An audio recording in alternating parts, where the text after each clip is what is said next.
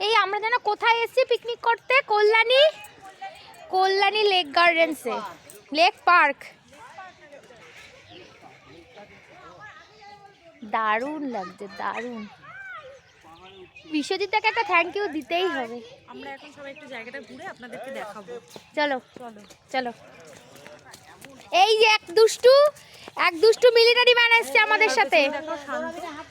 এই ওরা শান্ত।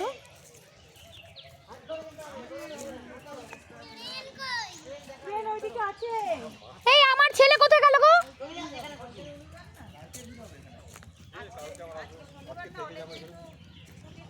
দারুণ দারুণ।